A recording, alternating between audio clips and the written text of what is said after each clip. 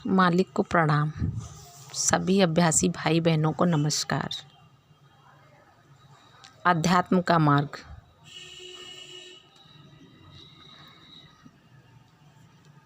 पूजा के गलत तरीके से पैदा हुई बुराइयों के ऐसे मिलते जुलते अनेक उदाहरण गुरुदेव ने मुझे बताए हैं। इनमें से कुछ में स्थूलता गहराई तक जम जाती है और इतनी कड़ी हो जाती है कि उसके लिए कुछ भी नहीं किया जा सकता। मैंने गुरुदेव से पूछा कि ऐसा कैसे हो सकता है कि वे स्वयं भी इस बारे में कोई मदद न कर सकें। गुरुदेव कहने लगे, हम तुम्हें बताते हैं, हमारे सामने कुछ ऐसे मामले आए हैं जहां उनका दिल चारों तरफ से पत्थर जैसी सख्त जड़ता से घिरा हुआ था। ऐसा लगता था कि जैसे हृदय पत्थर में जम गया हो।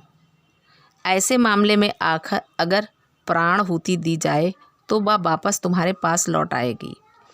मैंने गुरुदेव से पूछा, तो क्या ऐसे मामले में कुछ भी नहीं किया जा सकता? क्या उनके लिए कोई रास्ता बाकी नहीं बचा? गुरुदेव ने कहा, हाँ, अगर शक्ति इस्तेमाल की जाए तो हो सकता है, इसमें कोई शक नहीं। लेकिन इससे खतरा है कि ठोसता को तोड़ने में कहीं उस शख्स को कुछ नुकसान न पहुंच जाए। इसलिए काम बहुत धीरे धीरे करना पड़ेगा और अभ्यासी की ओर से पूरी तरह सहयोग किए जाने पर ही उसका फ़ायदा हो सकता है। ऐसे मामलों में हम यही सलाह देते हैं कि वे हर रोज़ सच्चे दिल से ईश्वर से सहायता के लिए प्रार्थना करते रहें। बाद में उनकी गहरी सफाई की जा सकती है। मैंने गुरुदेव को अपना चित्रात्मक सा अनुभव बताया जो मुझे एक अभ्यासी के साथ हुआ था। मैं उसकी सफाई का काम कर रहा था। इतने में अचानक मेरी आंख के सामने एक बहुत बड़ा आदम कद से भी चौड़ा गंदा नाला आ गया, जिसमें से ऐसा घिनौना मल बह रहा था कि थोड़ी देर के लिए तो मेरा भी जी मितला गया। गुरुदेव ने कहा, हाँ, प्रशिक्षक का यही काम है। हमने तो तुम्हें कहा था कि गुरु तो जमादार होता है, लेकिन ये सारी मुसीबत हृदय क्षेत्र पिंड प्रदेश में काम करने पर ही होती है। सच कहा जाए तो हृदय क्षेत्र मानव जाति की गंदगी का नाला है। हमें उसके अंदर घुसकर काम करना पड़ता है। हाँ, जब अभ्यासी आगे बढ़ता है और मनस क्षेत्र या ब्रह्मांड मंडल तक पहुंच जाता है, फिर उस पर काम करने में मज़ा आता है। उसके बाद उतनी मेहनत नहीं करनी पड़ती। समर्थ गुरु हो तो सिर्फ एक नज़र से ही काम कर सकता है। अब हम तुम्हें एक बात बताते हैं। हम अपने भले के लिए लोगों को हृदय क्षेत्र से जल्दी आगे बढ़ा देते हैं। वहाँ भला ज़रूरत से ज़्यादा देर तक कौन काम करना चाहेगा? लेकिन अभ्यासी के सहयोग करने से काम जल्दी हो सकता है और हमारी बहुत सारी मेहनत और परेशानी बच सकती है।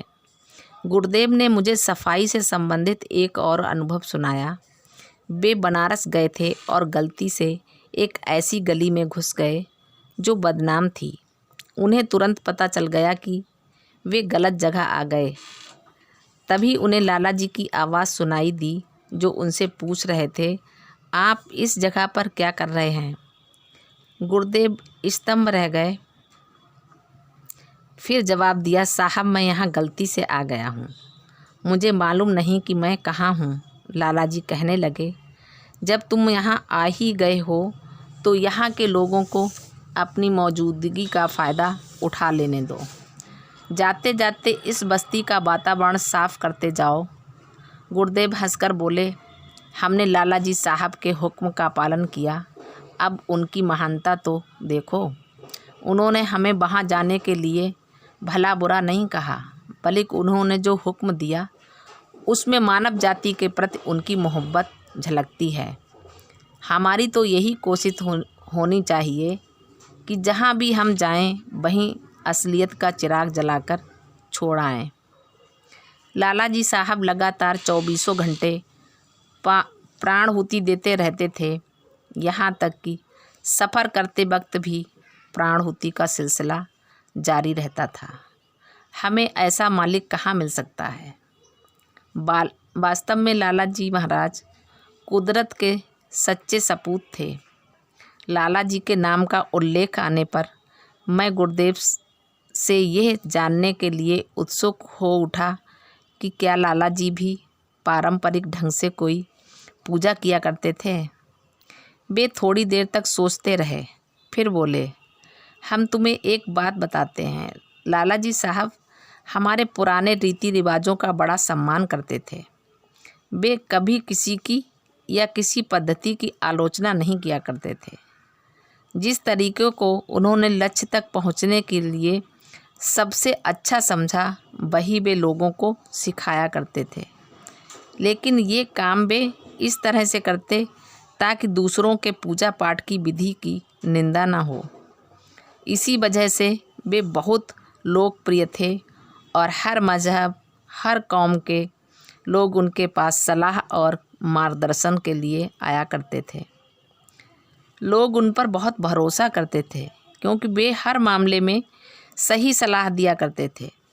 लेकिन हम तुम्हें एक बात बताते हैं, वे रूढ़िवादी परंपराओं के बहुत खिलाफ थे। उनकी माँ बहुत ही धार्मिक और नेक महिला थीं, लेकिन लाला जी जब बहुत छोटे थे तभी वे गुजर गईं। जब वे थीं, वे माँ के लिए गाया करते थे। लाला जी की आवाज़ बड़ी सुरीली थी, जिसे सभी सुनना पसंद करते थे। वे भजन गाया करते थे, दीनन दुख हरन नाथ संतन हितकारी।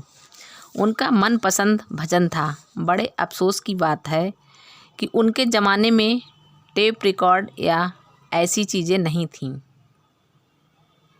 हाँ, वे रूढ़िवादी पूजा नहीं करते थे, लेकिन एक बात हम आपको बताते हैं कि एक दिन अमावस्या को हमने उन्हें तर्पण करते देखा।